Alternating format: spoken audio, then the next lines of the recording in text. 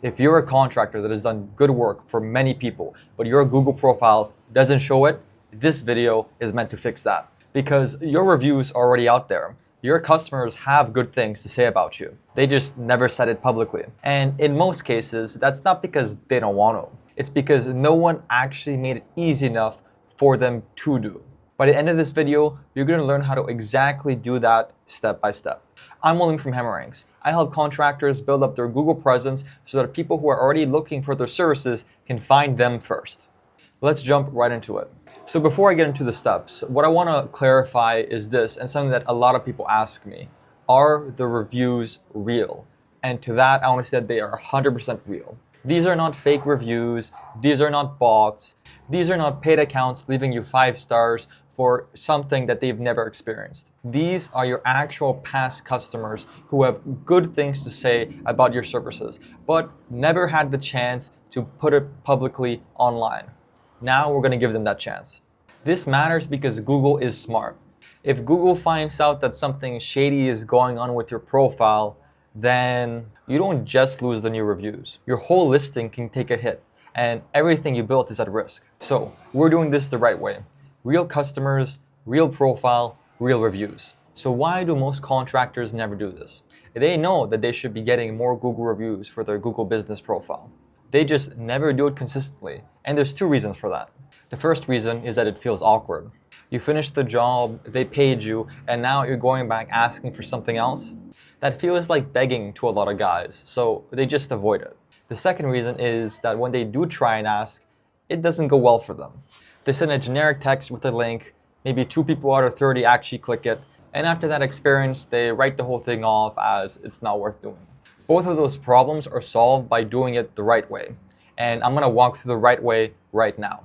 So step 1 is building your list. The first thing you need to do is put together a list of your past customers. Now, this doesn't need to be complicated. You're just looking for a list of past customers that you've worked with in the past year or 2, where the job went well, you left on good terms, and you know for a fact that they were happy with the work you provided for them.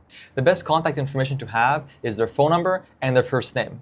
If you also have their email address, that's a bonus. But to start off with, phone number or name is just enough.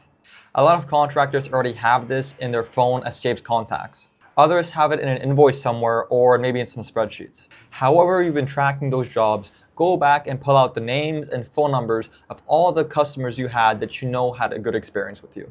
And don't overthink this step. If they were happy and you did good work for them, and you know you did good work for them, then add them on the list. That's the only criteria.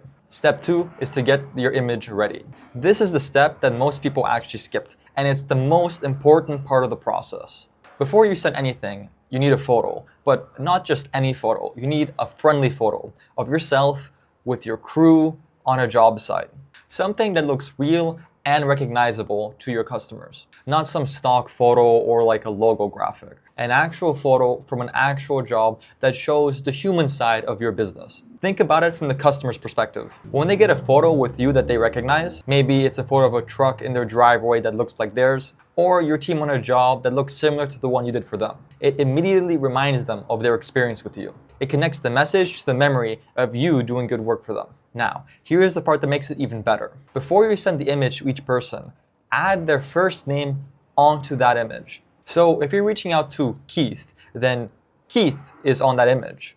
If you're reaching out to Sandra, Sandra is on that image. This is a small thing, but the impact is significant. It shows that this isn't a mass blast. It shows that you took a moment to put their name on something before you sent it. That human touch is what separates this from every other generic review request they've ever ignored. You can do this with a simple app on your phone or some editing software, and it doesn't need to be complicated. You just need to have their name clearly on the image. Step 3 is you send the message. So now it's time to send the message, and I want you to be specific on the wording that you send in that message, because the wording matters. You send the personalized image first so it grabs their attention. Then the message itself goes something like this. Hey Keith, this is William from Your Local Plumbing. If you loved working with us, mind leaving us a Google review? We'd really appreciate it. Here's the link, and then you post the link. Then you add reply stop to unsubscribe if you're using a business phone number. And that's it. You keep it short. You're not writing a paragraph, you're not over-explaining, you're not begging or using guilt. It's friendly, it's personal because of the image, it's direct, and it makes the whole thing as easy as one tap on the link. A couple of important things to note here. First, make sure the link you send is the direct link to leave a review on your Google profile, not a link to their profile page where they have to look for the leave a review button themselves. The direct review link. One tap and the review box is right there. If you make them work for it, you'll lose half of them before you can even get the review. And second is to include the stop to unsubscribe line at the end of your text message. This is important for text compliance in the US. It's a small thing that protects you legally, and it also signals to your customer that you run a legit operation. Step 4 is follow-up. Now, not everyone is going to respond to your first message, and that's normal. It doesn't mean they don't want to help you. Life gets in the way, people see the message, mean to respond, but then forget. Give them somewhere between 1 and 3 days to follow up. Don't do it the same day, don't wait a week. Somewhere in that window is the right timing. The follow-up message should be even softer and shorter than the first one. You're basically just bumping up the original message up to the top of their phone. Keep it light and make it clear that there's no pressure. After the follow-up, you leave it alone. You've given them 2 opportunities to leave you a Google review, and you've kept it respectful. Most of your responses are going to come from those 2 touch points combined. So here's what you can expect when you run through this process properly. Reviews start coming in within the first few days of sending the messages out. Not all at once, but steadily over the following week or 2. And when that happens, something else changes in your profile. It starts looking alive. It starts looking active. Homeowners that find you on Google see a business getting fresh reviews. And that alone shifts how they perceive you before they even read what the reviews say.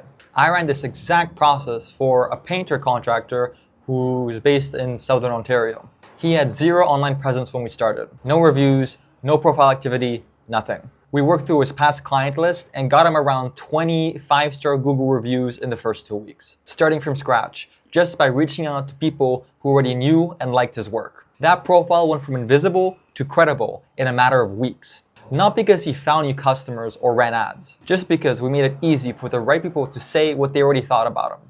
Now, here's the part that separates a contractor who builds a Google business profile for the long term versus a contractor who builds it for a one-time push and plateau. You can't just do this once. You can't blast your past client list, get 20 reviews, and never ask anyone for a review again. Google rewards consistency.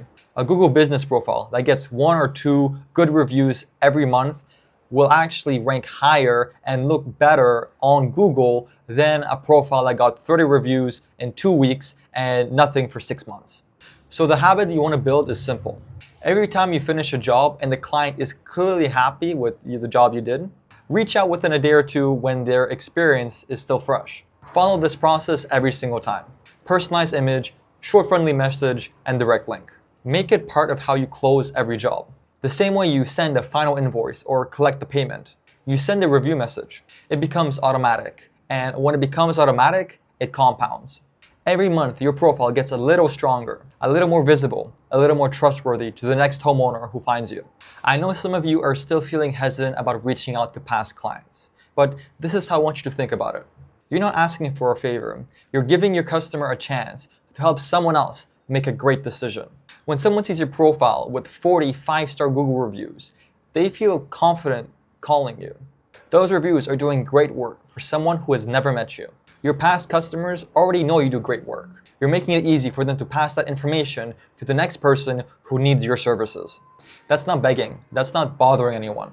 That's just removing the friction between what they already think and what they haven't said publicly yet.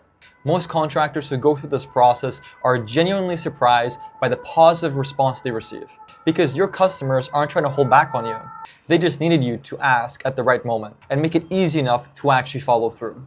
So there you go. That's the whole process. Build your list, get your personalized image ready, send a message with a direct review link, follow up once between 1 and 3 days later, and then make it a constant habit after every job you do. If you want to set this up for your own business and need some help setting up the pieces together for your specific situation and trade, reach out to me directly.